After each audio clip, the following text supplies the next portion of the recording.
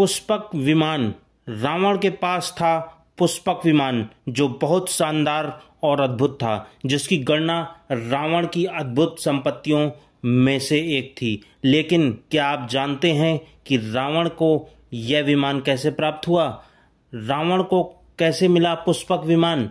तो दोस्तों बने रहिए हमारे इस वीडियो में, हम आपको बताएंगे रावण को यह विमान कैसे प्राप्त हुआ। आर के ज्ञानवन में स्वागत है दोस्तों। पुष्पक विमान को भगवान विश्वकर्मा ने ब्रह्मा जी के लिए बनाया था, या यूं कहें कि ब्रह्मा जी के लिए विश्वकर्मा ने ये विमान बनाया था उनके आवागमन के लिए। तो आप ये कल्पना करिए कि स्वयं जब विश्वकर्मा जी ने इसको बनाया है तो इसमें क्या क्या खासियतें होंगी। पुष्पक विमान की सबसे बड़ी खासियत ये थी कि इसका जो डिजाइन था, इसका आकार था, इसकी आकृति थी, वो मोर के समान थी। यह विमान मंत्रों द्वारा सिद्ध किया हुआ था, जिसके संबंध में जानकारी हमको सुंदरकांड में मिलती है। सुंदरकांड जो 7वां अध्याय है रामायण में। यह विमान वायु और अग्नि की ऊर्जा से उड़ान भरता था। अपनी विशिष्ट डिजाइन के चलते पुष्पक विमान के आकार को छोटा और बड़ा किया जा सकता था। यह विमान अपने मालिक की इच्छा अनुसार कहीं भी आवागमन किया जा सकता था। इसकी गति काफ़ी तेज थी और इसके चालक के अनुसार इसकी गति बढ़ाई और घटाई जा सकती थी। इसकी इच्छा अनुसार इसको कहीं भी रोका जा सकता था और किसी भी गति से इसको गतिमान किया जा सकता था। अब आपके दिमाग में ये सवाल आ रहा होगा कि इसका नाम पुष्पक ही क्यों पड़ा?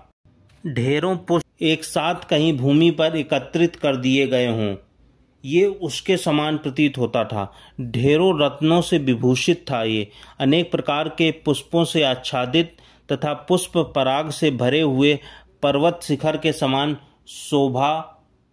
शोभायमान था। इस वजह से इसको पुष्पक विमान कहा गया। वाल्मीकि रामायण के अनुसार पुष्पक विमान कुछ ऐसा प्रतीत होता था, जिसमें वाल्मीकि जी ने जो वर्णन किया है, तस् हमेरश मध्य थ्वेषम चानयत सुरमितम बहु निर्युहंसयुक्तम ददर्श पवनात्मजा। हनुमान जी ने जब इस अद्भुत विमान को देखा तो वे भी आश्चर्यचकित हो गए थे।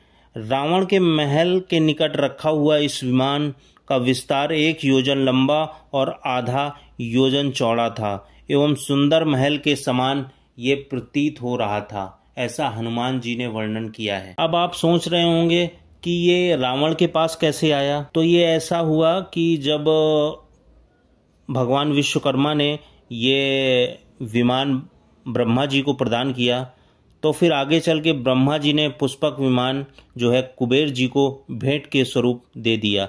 जब इस अद्भुत विमान के बारे में रावण को जानकारी हुई तो उसने कहा यह अद्भुत विमान एक योग्य और ताकतवर मनुष्य के पास होना चाहिए।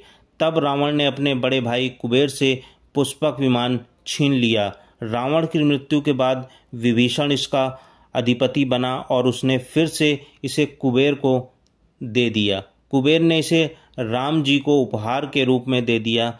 राम लंका विजय के बाद अयोध्या इसी विमान से पहुंचे थे। पौराणिक संदर्भों में विज्ञान की खोज करने वालों की मान्यता है कि प्राचीन भारतीय विज्ञान आधुनिक विज्ञान की तुलना में अधिक संपन्न था। तो दोस्तों आपकी इसमें क्या राय है, प्लीज़ कमेंट करके बताइए। दोस्तों आज का वीडियो कैसा लगा, लाइक करिए, सब्सक्राइब करिए। जय हिंद, जय भारत।